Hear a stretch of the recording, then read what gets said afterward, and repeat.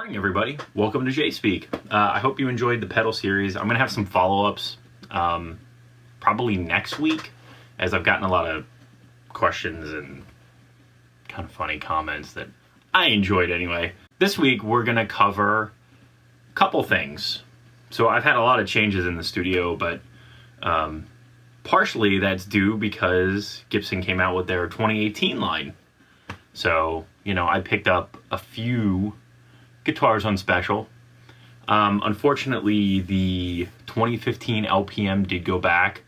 It just didn't, I really like the sound of the pickups. I like the feel of it. Truthfully, kind of being a snob, I just have much nicer guitars. There were some finish issues. There was some glue around where the neck bound to the body.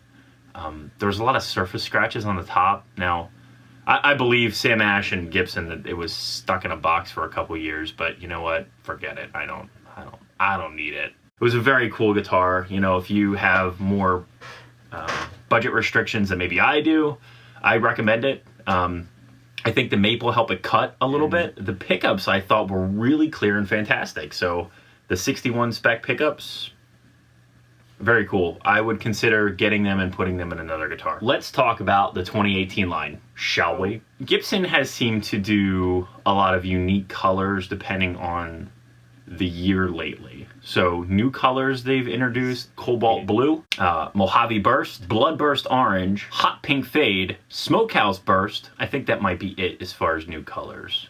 There's a couple really cool 335s. There's blue and red. Might need that. I don't know. But some very cool ones.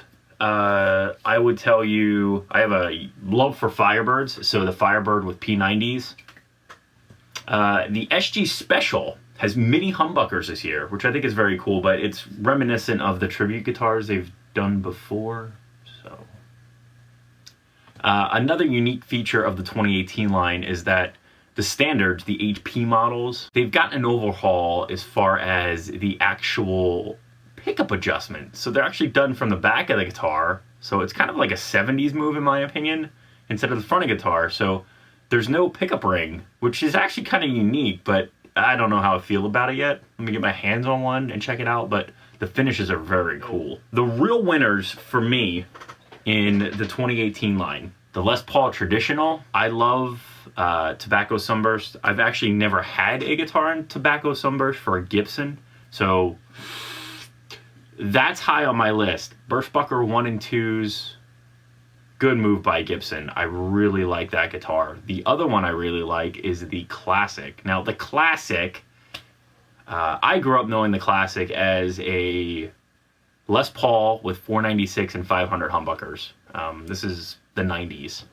And the Classics kind of changed over time, where they weren't relieving them, they did relieve them.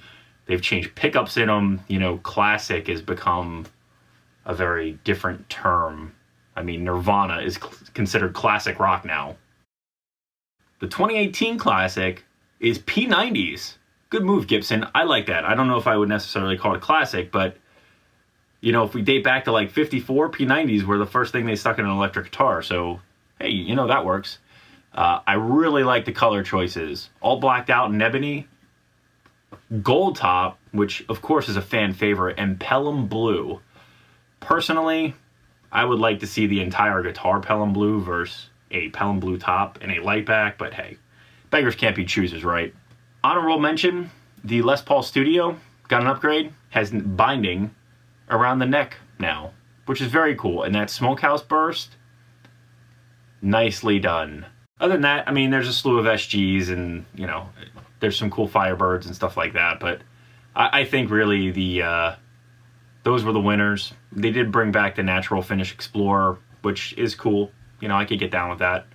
The second thing I want to cover is the Foo Fighters. So they just came out with Concrete and Gold. If you don't have it, go get it. It's pretty awesome.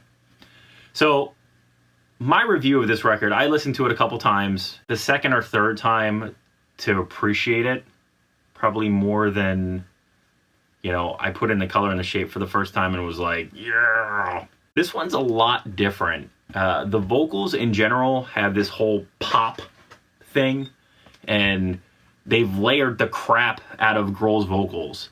And the guitar work is definitely Foo Fighters, and you've got just these gnarly, noisy sounds, which I'm assuming is more Pat than anybody. And then, of course, Chris lays his solos in, and Dave's picking up a lot of that rhythm. Overall, there's so many more vocals on the record that you didn't really see it coming. Now, in their interviews, you heard Dave talk about multiple changes and that kind of thing, and how they were working with a more pop producer than, you know, they've done the last few records with Butch Vig. The levels on the record, I guess, to kind of give you that stereo sound, T-Shirt, it starts off, and I actually cranked the stereo because it's a little acoustic thing in a voice, and then all of a sudden, and then it goes into Run, which Run is freaking awesome. I freaked out when Run came out because that's some Foo Fighters stuff right there.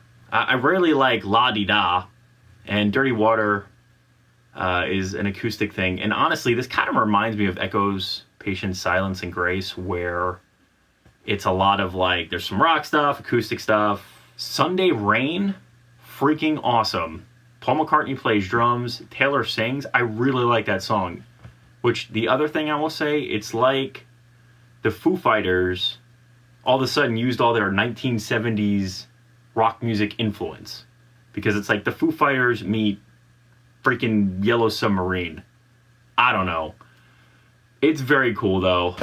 Check it out. It's a good record. I give it like a 4.5 out of 5.